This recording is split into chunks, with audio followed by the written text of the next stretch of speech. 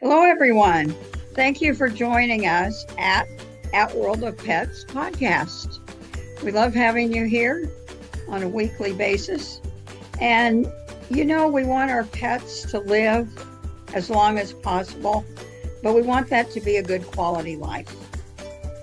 So, to that end, we on this podcast explore all things about pets and animals so that we can have them around for a long time, but they are living a quality life. So again, thank you for joining us. Take it away, hosts. And welcome into World of Pets podcasts. And we are welcoming back repeat guests. I love these kinds of continuing episodes. Last week she was on. Her name is Sonya Shearer, and we talked about Hazel, the dog, and life before Hazel, life after meeting Hazel, and all the extra stuff that went along with that process. So welcome in Anthony, welcome in Sonya, and let's take it away. Thank you. It's nice to be back. I appreciate being back here with you guys tonight. Yeah, it was it's good to be back myself. I wasn't here last week.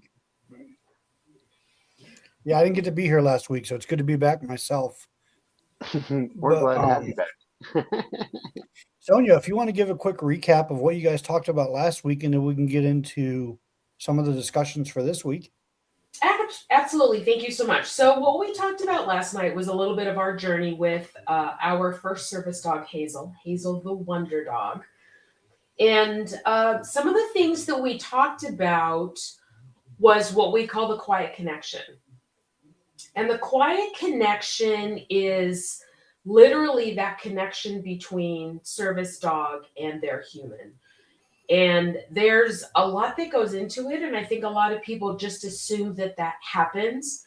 And I think in many instances when you have, it's like having two people, like you get each other or you don't. Mm-hmm. And I think that resonates with animals as well. And our experience with Hazel was my husband literally walked in, sat down on the couch. Mima called Hazel in, and Hazel looked at my husband, jumped up on the couch, slid right under his arm, and that was it. I mean, they were eye to eye, nose to nose immediately. So there was that immediate connection, which was great. But then from that point forward, we then had to start working on and expanding that relationship through trust. And that trust is what made her such an amazingly wonderful service dog for the benefit of my husband. So we're going to talk a little bit about how that trust was built, some of the tools that we used through our training process. Some we did with a general obedience dog trainer. And then once we got past that, her basic obedience and her CGC, Canine Good Citizen, then we needed to make that jump into the training that we were going to do specifically for being a service dog. Because as we've talked about, in order to qualify as a service animal, that animal has to provide 3 specific things for the benefit of that human. 3 things that they will do for that person. And while people do get service dogs that are, I will say they are generally trained. I mean, they know what they need to do. As we know, some service dogs are trained by scent, for people with allergies and heart and emotional, all of those different types of things. Because of where we were in my husband's disease and Hazel's age, she was almost 4. We knew that we needed to jump right in and get her trained as quickly as possible to provide the services we needed for the benefit of my husband. So what we're going to talk about today is the method that we used, and it's called shaping. Okay. So in layman's terms, for people like me that are laymen, define, I guess in plain language, define what you mean by shaping. And then if you could compare that to like compared to corrective-based training and command-heavy training? So, for all intents and purposes, shaping training, or shaping, we'll call it, is you're rewarding all of the little steps along the way. So, we have a general idea and we start to train the dog what we want them to do from this point to this point. So, let's use an example. For us, the little electric pads that you see at like doctor's offices and hospitals and stuff for ADA, it's a sensor light. So what we knew, in order for her to be able to open the door, she doesn't know what a sensor light is. So we actually started with one of those little tap lights, the round tap lights, Mhm. and introduced it to her and said, okay, here's the light.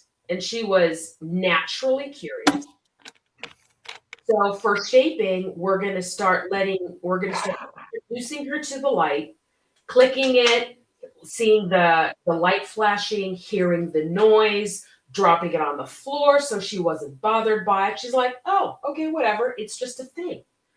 And then you start working on getting her to do what you need her to do at that point. So when we talk about how it differs a little bit for correction-based training could be something as simple as taking the dog's nose and taking the light and tapping it and going, touch, touch, or whatever the command was, until the dog learned that that's what they needed to do. If we're looking at command-heavy training, it's kind of similar in that you get them to do it, but you're forcing the word, the command, touch. That's the point, and it's do this. What I enjoy about shaping is that it gets the animal to kind of look at, okay, what do you need me to do? They need to sort it out in their head. And then they can figure out how they are going to get from here to here. Okay, if that makes sense. So if we go back to the light, we would set the light on the floor. And she knew her first command was to come see it. She would come look at it. She'd touch it because she was interested in it. Yes, that's what we're telling. We're giving her the reinforcement. Yes, good girl. And she'd look at it. And then we slowly got her to push on it harder and harder. And when she would go to put her nose on it, I'd push down on it. And when it clicked and she went, whoa. But then when she realized, I'm like, yes, she applied more and more pressure. Once she realized she could do that, she was like, oh, this is easy. And then she's bonking this thing all the time because she knew you could. And she knew that's what I wanted. So as we slowly stuck it on the wall, and she did it, and then we moved it higher and higher until it was to the point, on about 36 inches off the ground. She could put her paws up on the wall, and then she could bonk that light and turn it on. Yes! She knew she was doing the right thing. So what I like about shaping is that she's getting that consistency, she's getting that constant reinforcement and the constant praise. Now, yes, there's some treats involved. You want to reward them for doing the right thing. Absolutely. But it's not necessarily reward driven. It's driven more by the appreciation and she wants to do for me like I want her to do, if that makes sense. Yep. Okay. You got anything on that, David? Oh, sorry. Yeah, I just wanted to say, I mean, it's like the, from the perspective of like even with human relationships, honestly, is that, hey, you start to learn to communicate, you start to learn to appreciate, and then you start to show that appreciation. And when you do that with other human beings, even, then they start to reward you with that same appreciation. Right. It's a style of communication, basically. Very much so. And And a lot of people don't necessarily think that comes into play for shaping training. We're putting these dogs in the position as a service animal that they're, in many instances, they're a ride or die, depending on the situation. So they have to trust us as much as we have to trust them. So it's that syncope that has to constantly be in play. And let's face it, I wouldn't want to do something for something like that if I didn't respect them, if I didn't like them, if I felt like I had to do it or I was going to have some consequence for that. I'm doing this for that person. This is the dog's perspective. I'm doing this for that person because I love them, I trust them, I appreciate them. It's what I want to do.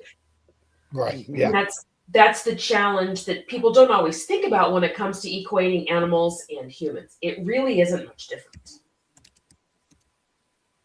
So that's why it works when it comes into shaping for service dogs.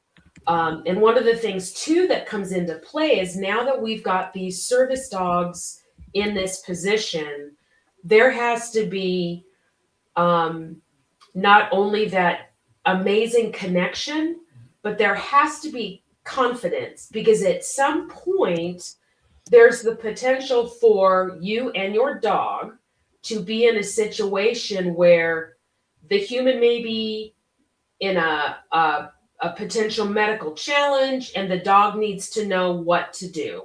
And the dog's got to be able to act and react appropriately. And that comes with confidence. That's that confidence under pressure. Yep. So to get to that point, it's steady training. We have to regulate our emotions so that the dog knows this is okay. They are going to feel comfortable doing it because they know it. And then they're going to be able to step in and react appropriately at that point in time. Now, in your opinion and experience, why would you say shaping works better for service dogs as compared to other methods of training? I think for me, I believe that the shaping is you're building that relationship that gives, it sounds crazy, but that dog can always back up and go, I'm not doing that. And that they always have that option. I'm not comfortable doing that. But when you have that trust between the human and the dog, there's less opportunity for that to happen. Now, yes, everybody has a bad day. Every human has a bad day. Every dog has a bad day. So once they feel connected, the requirements are always consistent, the connection is being maintained all of the time, then it's very easy for that dog to step in and go, I got you. I got your back. We're good. I don't even know where to go from there. What's the next on the list there? Well, how does you really covered it very well? How do you think then? I mean, you kind of tie it together with like how shaping supports the emotional stability for the animal. So the one of the key things that comes into play when it comes to shaping is that we're not. So if you're asking the dog to do this, and the dog is either unsure or not willing, it isn't, okay, come around, we're going to do it again. Come around, we're going to do it again. Or you force them to do it. It's like, okay, it's all right. You're okay. Back up. Let's try it again. And it's that we are reinforcing with our voice. We are reinforcing with our emotion. We're helping them understand that you're here and I need you to get here and I'm there for you. So let's try it. And it's, instead of them doing it incorrectly and saying, no, it's okay, let's try again. And then they come back and say, yes, you did it. And they get all excited because we get all excited. That's the big difference for me. And I feel that that's what builds that connection between. And that's a great segue into the next kind of segment here, which is precision, timing, and observation, highlighting the human side of that partnership. And you touched on it, the importance of the timing and readying the dog, not rushing the process, right? So I guess this shaping is more allowing the dog to move at its own pace, kind of like you would a student that's struggling in a class. If you can get them to work at their own pace rather than rushing the information, sometimes they get it. Right. And sometimes they may not do it exactly like you want it for whatever reason. And if it's something that if you get 90%, 90% is absolutely adequate, okay, then we go with 90%. Right. You know, one of the things that was always funny about Hazel is that most service dogs will hit those pads with their paw. She didn't want to hit it with the paw. She wanted to hit it with her nose. So she booped everything. But it was fine. And that's what she opted to do. And it was okay. We still achieved the same thing. If you were giving advice to a new service dog partnership, what would you say is one of the things that is most often missed for somebody that's new to shaping for their service partner? I think one of the things that people don't keep in mind is, what we don't want to create is an opportunity for an incredible amount of stress. Service dogs have a big job to do. They are responsible for us in many ways as they're human. And one of the things that I always tried to make sure that we took care of was getting off time. Mm-hmm. So there were times when Hazel was allowed to just go be a dog. She went to doggy daycare. She went to a friend's house who lived just a block away where they could just go be silly dogs. Because if they're on 24/7, 7 days a week, that's a lot of pressure. Absolutely. That's a lot of, yeah. And I think people don't think, oh gosh, they need a break. So with Hazel, when her vest was on, she was working. If she was not working, her vest was off. Now that's how we did it. That was her signal that you're on. Yep. So when I would take her for a walk, just a collar. And it was funny because you could actually see, and the trainer that I was working with made the comment. She said, it's interesting. Your husband is her responsibility, but the relationship between the two of you is more like an owner and a dog. But the relationship between her and him he was like her responsibility.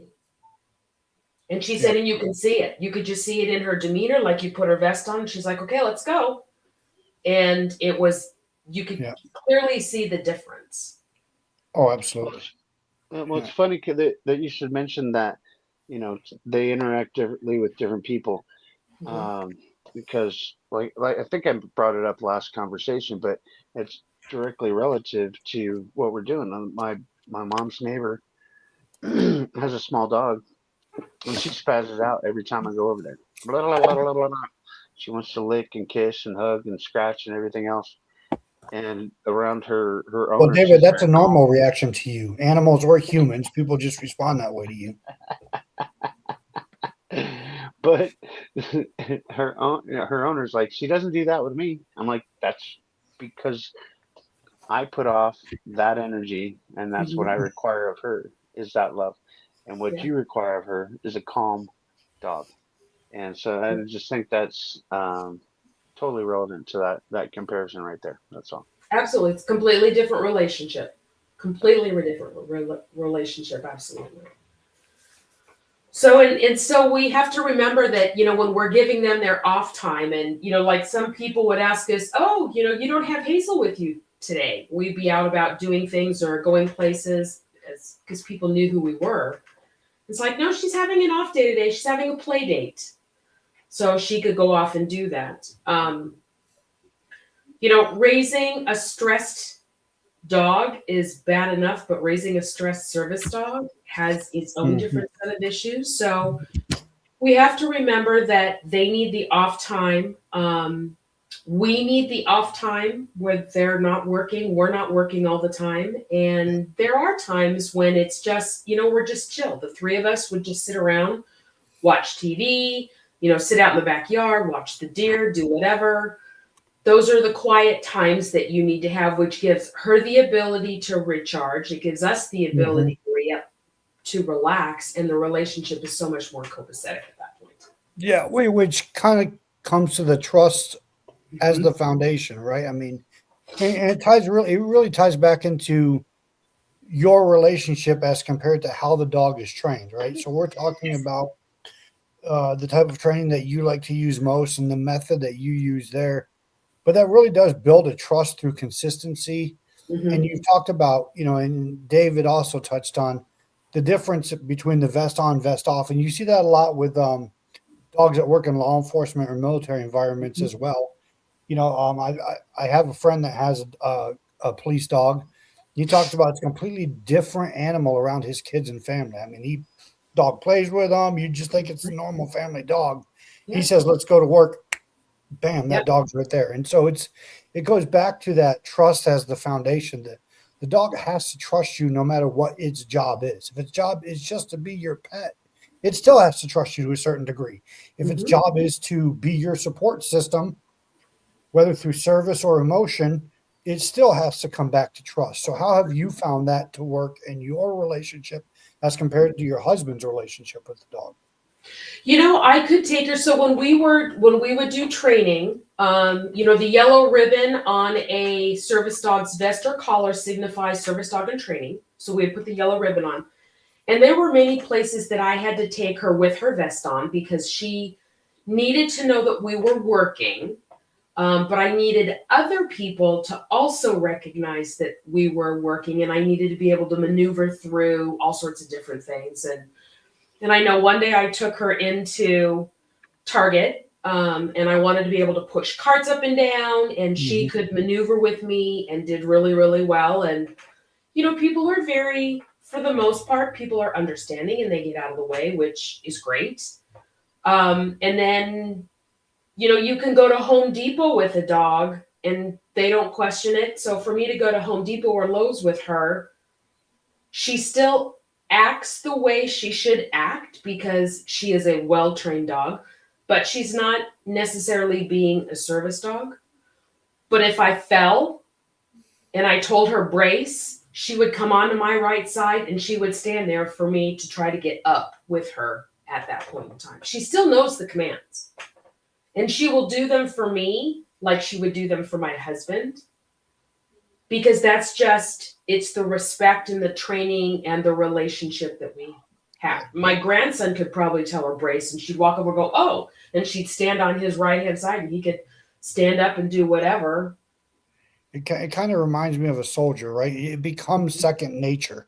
Like, Yes. I'm a veteran, and when you're a soldier, you go through so much training and things become such second nature to you that even when you're on vacation with your family, certain words and noises and other things trigger a response in you that has just become second nature. And it's kind of Yes. that same way with the animal. Yeah. We are a law enforcement family, so we are on 24/7, even retired. So yes, it's a little different. For her, as she evolved as a service dog, she could sit under a table at a restaurant and just watch people go by and nothing fazed her. People could walk by and go, "Hi, doggy," and she actually would just look at them and she would not wag her tail or she wouldn't do anything because that wasn't her job. Her job was to be paying attention to my husband. Now, if we called her out and said, "Hazel, it's okay, come here, say hello," and she would sit right beside my husband and she'd kind of look at the person like, "Okay," and she would um, acknowledge them, that was fine. We actually had another service dog after Hazel, Reese. She was related because we used the same breeder. And Reese had a very similar personality. And that was a great evolution when we lost Hazel and we had to replace her very quickly. We ended up getting Reese. And then now we have Moose, who is also related to Hazel, but being a male Labrador, his maturity level is just not the same yet. Male Labradors, he just has been very slow to mature. So it's a bit of a longer process, and I hope we'll get there. Well, that'll be a fun chat for a future episode for sure. Yeah. Um, let us know. Keep in touch. Let us know how the mail dog does. That'll be Oh, fun. yeah. And he's too connected to me. So that's part of our challenge. He will do whatever for my husband. But he's very connected to me. Mm. Which I guess is common. Male humans with female or female dogs, the connection, and obviously the opposite, women with male dogs. There is there's a study and there's bonds out there that it's like that. So That'd be Sonya, an interest. in the last few minutes, if there's a one core message you'd like to reinforce or one kind of final insight you'd like to give to listeners and viewers, what would that be? I think the biggest thing to keep in mind is you have to build trust. Trust is everything. Trust for service dogs is consistency, it's safety, it's connection, it's building. I will be your ride or die. Dogs love that consistency. We as humans have to be predictable in everything that we do. In doing so, your dog knows, I know what we need to do next, and I feel safe with you. We have to respect their communication. They're always talking. If you watch the tail and you watch their eyes and the ears and all that stuff, they're communicating with you. You have to be able to understand that, respect it, see it. Positive reinforcement is also important. Reward the relationship all the time, whether it's the working relationship or the personal side. Don't set them up to fail. Give them the opportunity for a positive environment. If we don't confuse them, get them on the path, because we don't want it to be an uncertain relationship. If your dog doesn't understand something, it's not that they're being disobedient. They might be unsure. They might be confused. Be calm.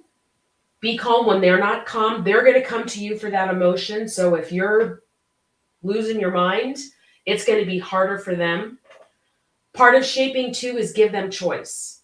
If they're not going to exactly do it that way, little bits of choice builds a lot of relationship. Do you want to come here? Give them that. You ready to go outside? And they're like, oh yeah, we could go outside. Those little things build that relationship.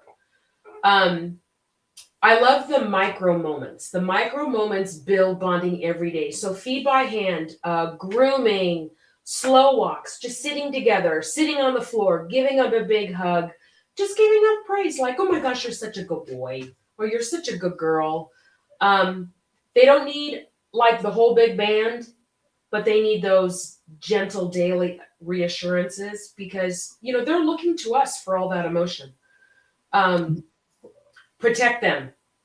If you have a kid coming at you that's all hands, or a pushy stranger that's like, can I pet your dog? And then you're like, well, no, I'm sorry, they're working. And then you start having this conversation because they're mad that you won't let them pet your service dog. My dogs will step behind me. I will pull them to step behind me and I will stand in front of them and say, I appreciate your interest. However, so, those types of things. In the last minute and a half, as we close out here, why don't you just share with our listeners and us about your book and your website and resources that they can find there? So my book is actually launching on Thursday. It's called Hazel the Wonder Service Dog. And it is the story of Hazel. When we got her, where we got her, how we got her to the point of being a service dog, and her caring for my husband, and the great relationship with the older grandson, Hank. And my website is actually called frazzledcaregiver.com. And if you go to frazzledcaregiver.com, it talks a lot about our journey with my husband who has Lewy body dementia, which predicated the need for the service dogs that we have had. And there's a lot of great information on there about dementia, caregiving, guilt, service dogs, all of that kind of stuff. And if you have questions, you can even send an email. Awesome. Well, as always, David, take us home, buddy. Absolutely. Yeah, guys, go to, debspets.com. It's DEBSPETS.com. We're here for health and human pet and human health and wellness, and we support a lot of nonprofits, including veteran services and stuff like that. And I know Anthony likes to close this out with a little message too. Just remind you guys that you're not alone. We love you. We're here for you. If you need anything, please reach out to us. As you've often heard us say, we'd rather have a 3 a.m. conversation with you than to see your name on the headlines next morning. So please feel free to reach out, and we will do everything we can to find you some help. Thank you. I'm glad that you joined us for At World of Pets podcast. We would like for you to take a look at what our sponsors have to offer, and that sponsor is debspets.com. You can access it through the QR code, or you can just go to the website. So thank you for joining us, and hope to see you again next week.